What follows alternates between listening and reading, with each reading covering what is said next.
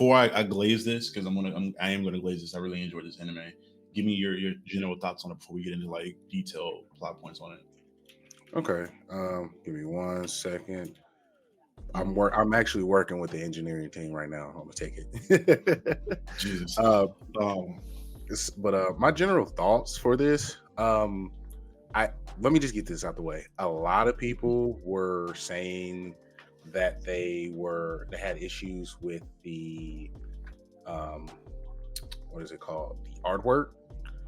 I personally had a phenomenal time on how it looked. Like I thought yeah, it looked great and it flowed fucking amazing. So I think I couldn't remember the movie, but it was a Netflix movie that dealt. It's like a Christmas movie, mhm. and it does with the same type of artwork that it has with this show. So I was already intrigued, and it's something that I really love. Two, the premise of this entire thing is I love it. I love the concept of this entire show, and it shows strong women leads. Like women dominated in this entire show in a way that I did Mhm. not expect it to do. The lead character is hiding the fact that she's a woman on some Mulan shit for revenge. And then out of Mhm. nowhere, this leads this shogun, not the shogun, but one of the samurai for the shogun, his his significant other towards the end was like one of the people I disliked, but became one of those people like, hey, I fuck with her. Tough. She got that dog in her. Yeah. Heavy. Mhm. And I'm sitting here like, okay, I'm definitely feeling some type of way for this anime. So I enjoyed it. I love revenge stories. I love the concept of like, I don't give a damn how you feel. Wasn't no happy go lucky. I'm building a team. I'm focused on revenge, and that's all the fuck I care about. And I love the dedication to Mhm. revenge stories, like heavy. Yeah, it's like innately a not a flawed concept, but in regards to like how to approach it, because a lot of these characters are just despite whatever obstacle they have in front of them, rather that be like if I need to approach this from a stealthy angle, it's like nah, fuck all that. I'm going in guns blazing because fuck this person or this individual I'm trying to kill. And I think that gives room for a lot of the nuances and flaws within the character itself, which we saw at I think like episode 5, I think is when it was, or maybe a little bit after that. But before a general overview, it's on your to your point from the artwork and like the animation style. I loved it. I've been lately with me and my mindset. I've been whenever I see something that's different than the norm, because I feel like everybody wants everything to look like Mappa stuff right now because they've been doing amazing. And I'm not saying it's bad at all. I love like JJK stuff and anything else they worked on, but I don't want it to turn into a thing of like, oh, this is successful, so we're all going to do this animation style. Like I'm like, you can be your own show, be your own anime, do your own thing, and you can still be successful. You don't have to look like this other studio. Make your own identity. So when it comes to something being like this and where it's a little bit different than what the status quo is right now, I definitely enjoyed it and give it a lot more credence because it took a lot more time I think to make it work and make it, especially with the action scenes, like the choreography. I don't know. Do you even call this fight choreography? Because it's not like live people, I guess. Whatever you want, whatever you would call it, but the action sequences were really well done with the type of animation style that was brought forth. And there are certain things I'll get into a little bit later on as far as like the details of the combat that I thought was really fucking cool. And this is Mhm. also really loyal to Japanese culture. There were some things in here that like I looked up after I saw because I was like, oh damn, I wasn't aware this was a thing or that people did this thing until after I've seen it in this. So it's I'm not gonna say it's the most accurate depiction of samurai or like Ronin or whatever it may be, but there are some things there like they definitely took their time to make sure this thing was well thought out and loyal to the soil to an extent. But that being said, let's go ahead and get into the actual.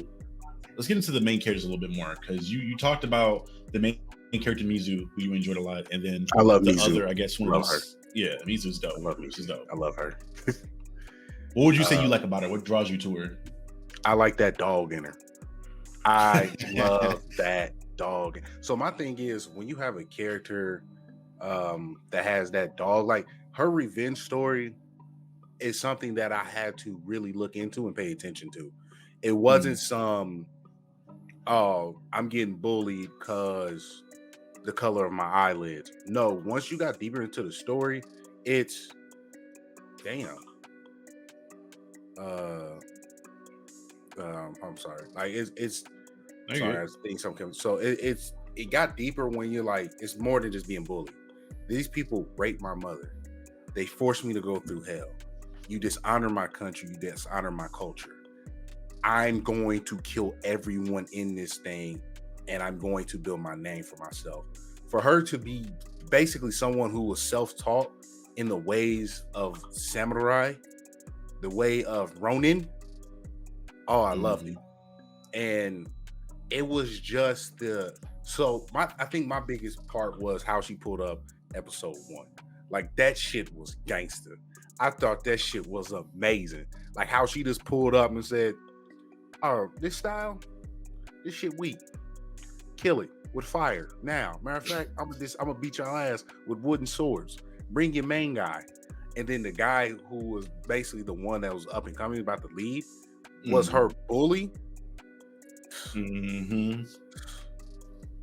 It for me with her, the thing that I found interesting was the motivation because when I first started watching this and I read the premise of it in the Netflix like bio, I was sure this was gonna be kind of mid. I just knew it was gonna be mid because the concept I thought it was gonna be like a white savior type of thing, but they packaged it in somebody that's mixed, and I'm like, okay, this is about to be one of those. And I think by the time we get um to the temple where she's like fight well the school where she's fighting, that's where it took a turn for me because I'm like looking at her motivation. I'm like, oh, this isn't just a thing of um her not feeling like she belongs, but for whatever reason, she has a strong sense of I don't even know if it's loyalty to the country itself because there are like certain traditions and like even at one point near the end, she was like, "Fuck the Shogun. I don't like. I could really care less because I want this revenge." It was really just her unrelenting loyalty to her wanting to kill these men because of what happened in her childhood to her mother, or what maybe may have been perceived to be her mother.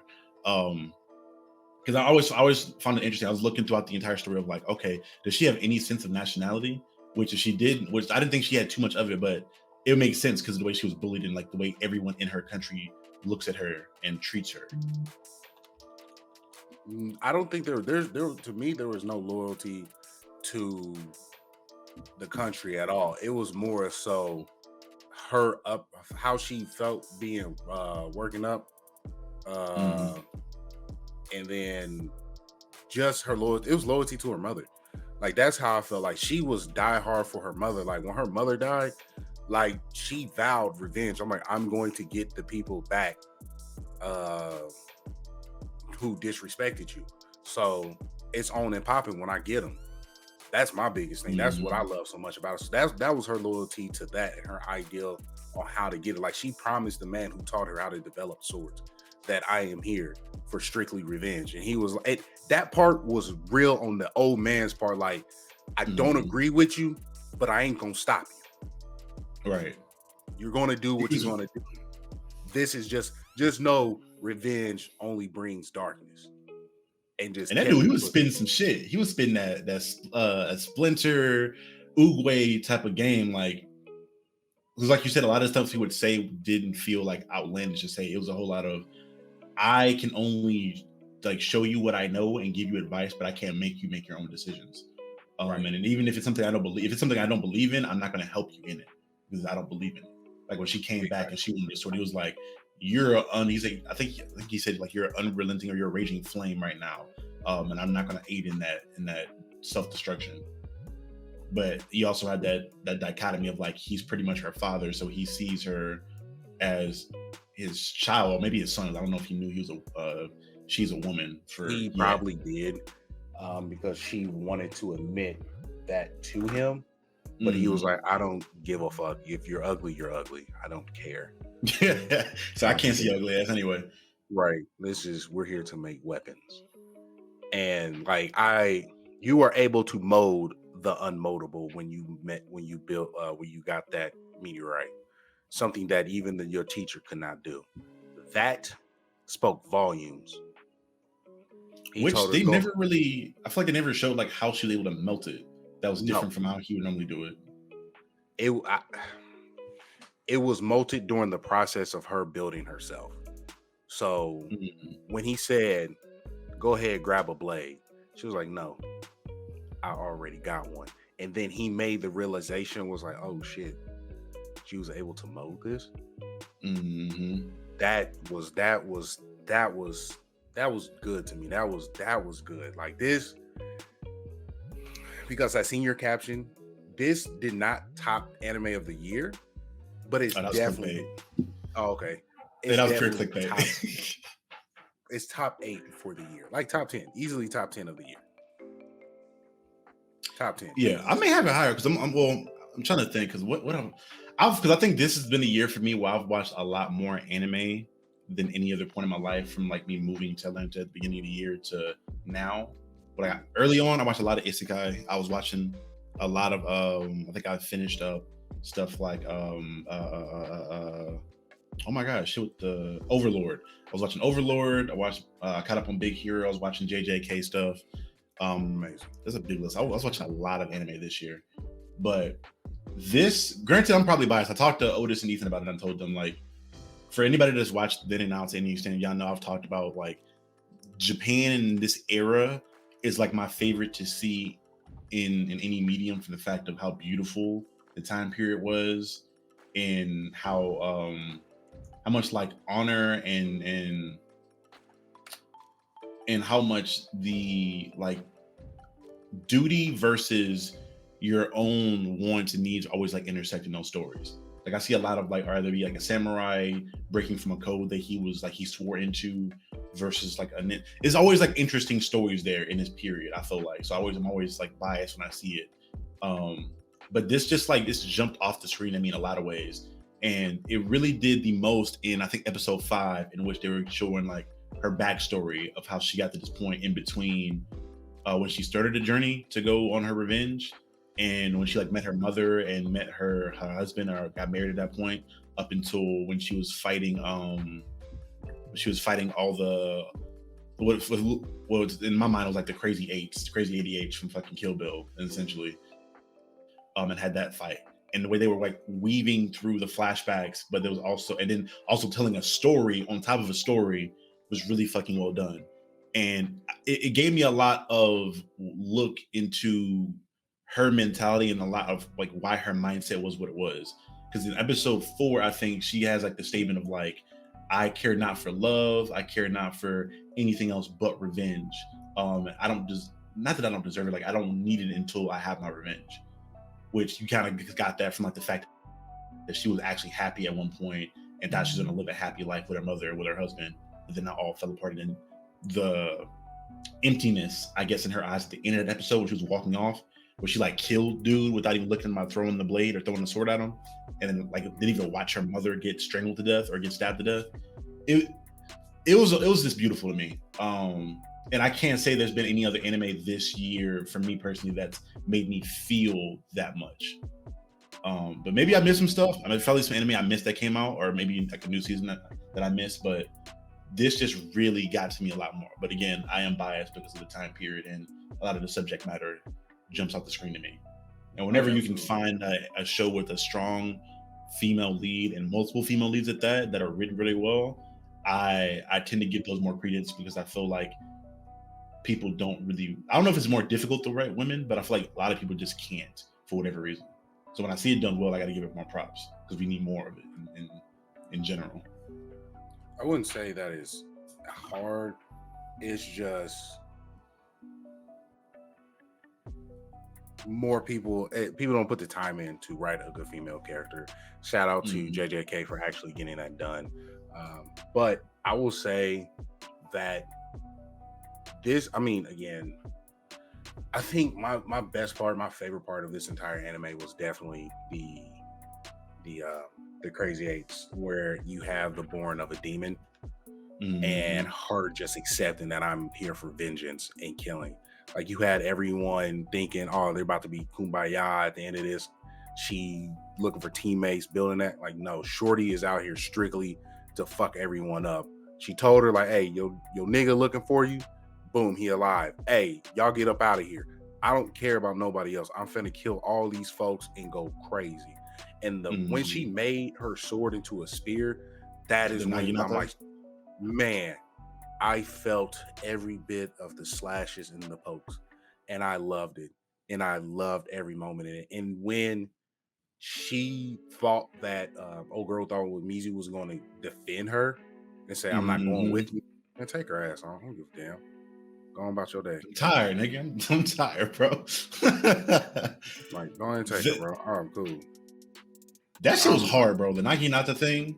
When I saw, because I was wondering how they were gonna bring that in, because I saw them like tease it when she had the flashback of her training with it, or just using it, or just naturally being good with it. I'm like, how the fuck are they gonna do that? And then when they reused the weight, because prior to that, they had showcased the weights a couple times, like showing how she used that to restrict, which kind of didn't make any sense to me in some parts. Because I'm like, why would you restrict yourself in fights if you know you're there for murder? Like, just get them niggas like because knocked she off in the quickest Goku. way possible. Because she But yeah, Goku. she on her Goku shit. But when she took him off, I'm like, all right, this is gonna like they showing it too much. I'm like, it's not gonna be a thing they just show and like get rid of. But the fact that they use it as a thing to show that how much faster and stronger she was, while also using it as a method to like create the like when she was building that shit up, the first one clicked and I was like, oh shit, I know what's about to happen. And she finished that shit out. And the thing that was also fire to me is that she was doing it as she was fighting. She's building that thing up as she's going on. It was amazing to me. It was amazing to me. And that was again one of the best. Like that episode in general was like the quintessential episode for the series to me because it gave the most character development to me with showing her flashback, the best action, and just some of the best like cinematography and storytelling with paralleling that story of the Oni to her own story as well. That shit was just fire to me. Yeah, I agree. I think that the very end of the episode brought me so much joy when she killed that little nigga. Mm-hmm. I felt nothing but joy. I'm like, boy, I let you live, and I told you, hey, we'll set this up, and you went to go tell. Oh yeah, hold this quick death sentence, little boy. But I think my favorite part, honestly, if I'm being truthful, was her showing a tad bit emotion and almost breaking when she had to kill the deaf girl. That That took me by surprise, bro. that moment of vulnerability within her character was it showed where this could lead. You know what I'm saying? Where where this is capable of going to with her character. And I'm sitting here like, oh, okay, I like this. I'm enjoying this. That's when the show really took another step up for me because it defied expectations. I Mm-hmm. think a lot, like myself, and probably along with a lot of people, expected it to be a thing of like, oh, she's gonna feel bad for her, she's gonna save her, give her freedom because this girl's deaf, whatever. She was like, nah, bro, I came here, I promised to do a job. I'm doing this job so I can get my information and keep going. Like, I'm not gonna let you interrupt my path of vengeance, which she let happen a couple times up until that point. So that may have been a whole realization for her of like, all right, I wasted enough time helping out niggas or spending all kinds of effort on other people when I shouldn't have. Let me just get this shit done.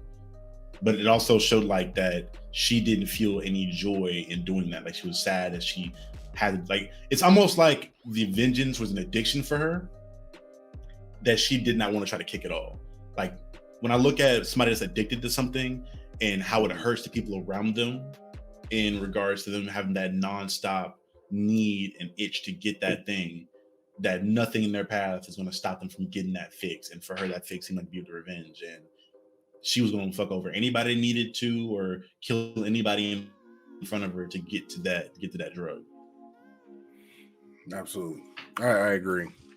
Um again, the whole premise of this was really well. I think the strong suits for this anime overall for me was the surprise moments of the story, the lead female character, the artwork was phenomenal.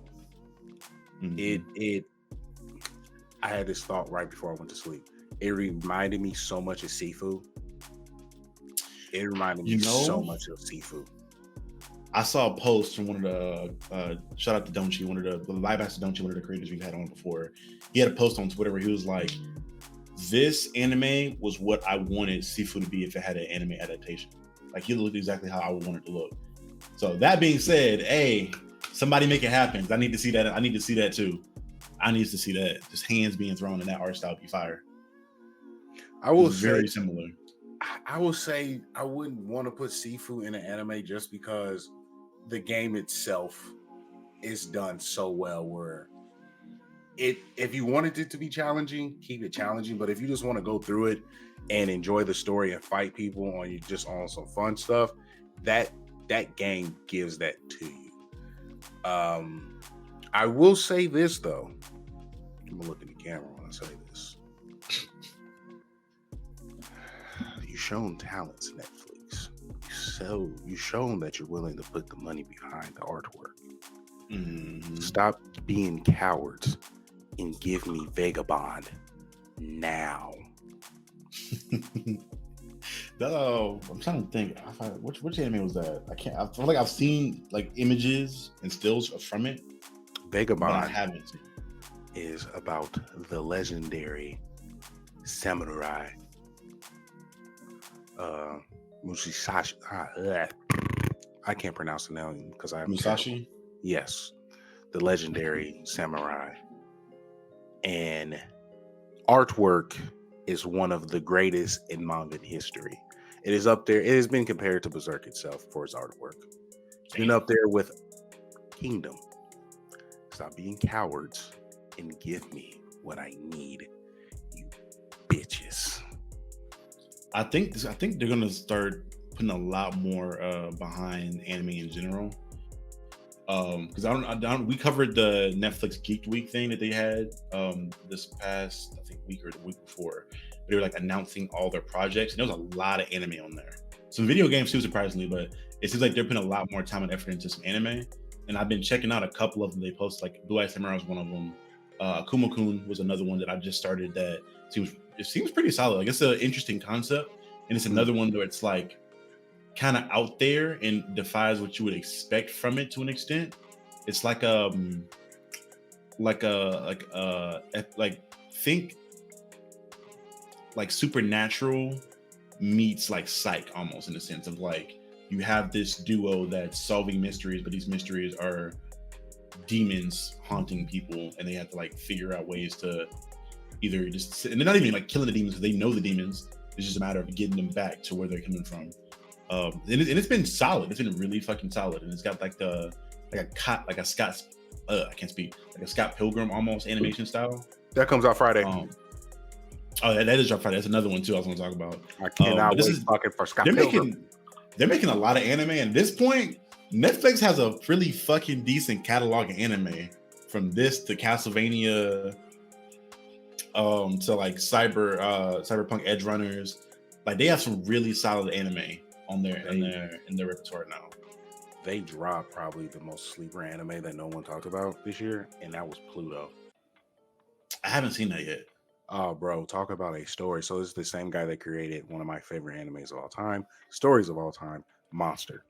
Same creator, same I started artwork. that.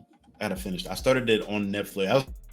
Because you spoke so highly of it, I was like, Nate fucks with this. Let me watch this, even if it was going to be a sub and watch a sub. And I got to like 2 episodes. I just didn't finish. I did not like it, but I just didn't finish. You have to watch it dub because this dub is superior. It's like Yu Yu Hakusho. You have to watch it dub. The dub is superior in every way possible. So I suggest it was on Netflix. If I can find the link, I mean they have the whole entire series on I'm not Netflix, YouTube in dub, and it's great. Like I love thrillers, and this is I'm gonna tie it in with moviegoers, with Scorsese's comment. It is the art of telling a story that's minus the roller coaster that everyone is expecting in your basic shonen story. It is a thriller. It is storytelling. It is dialogue. It is build up. It is climax. It is everything that you are wanting in a phenomenal piece of artwork that doesn't lean so heavy in action. So I highly suggest checking out Pluto. Well, Pluto does have action. It deals with Mhm. androids. Um, I don't want to give it away. It Ooh, deals with okay. androids that actually have the ability to feel human emotions. And so that concept and how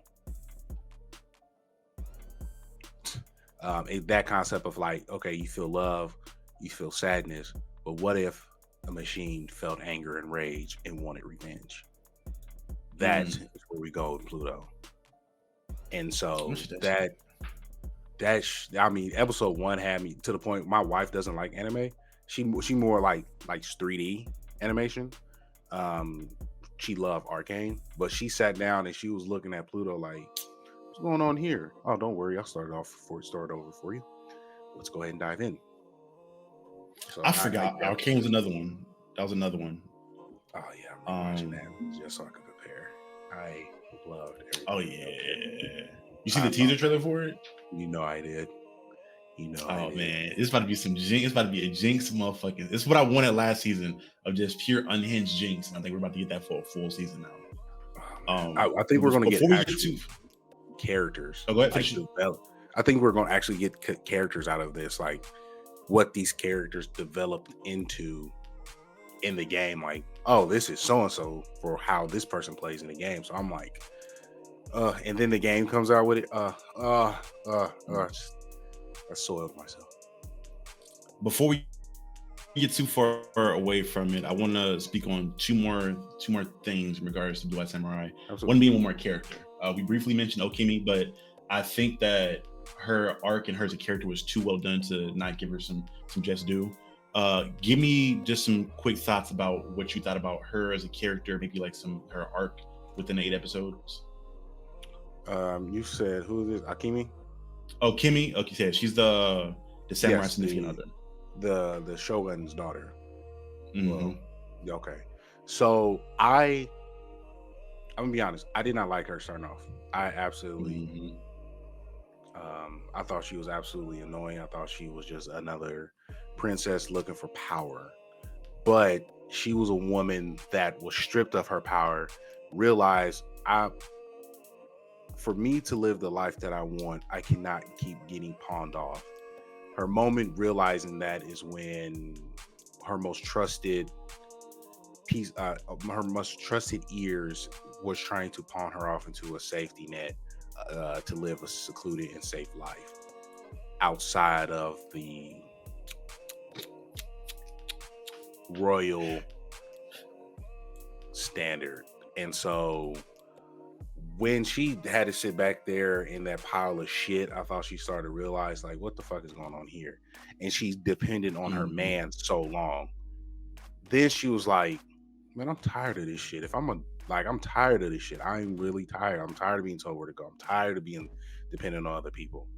And she was like, no, I'm gonna stand. And if I die, I die. And then that evolved. I thought that was it. I thought that was just she's just gonna be strong. I'm gonna do what I want. Hmm. Until her last bar. Well, her two last verses. Hmm. One against her man. When he was like, I don't need all this stuff. I'll run away. I don't need to be great. I just want to live life with you. She looked him dead in his eye, like standing in front of the castle with the fire going on. I want to be great. Ooh, mic drop.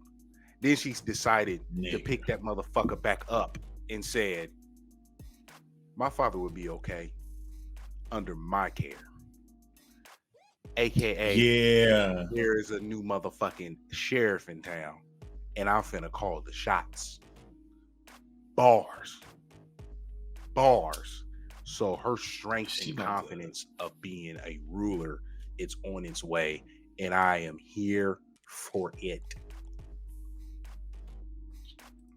She's about to torture that nigga the entire next season. I'm gonna love every second of it. Oh yeah, because he's a bitch. But with her character specifically, oh yeah, bitch made. One of the things that I absolutely love about this is kind of what I spoke to earlier in regards to this time period and the things about it that can make for great stories. And part of that was like the patriarchal society, like to the max they had there.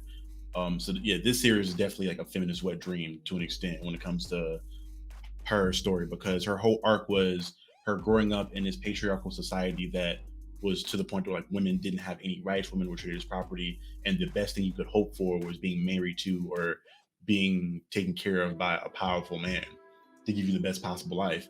And this character was just so resistant to it. Initially, she was willing to play into the patriarchy and being like, all right, I'll marry, but I really want to marry the one that I'm in love with. And I think that's why I can get the best of both worlds.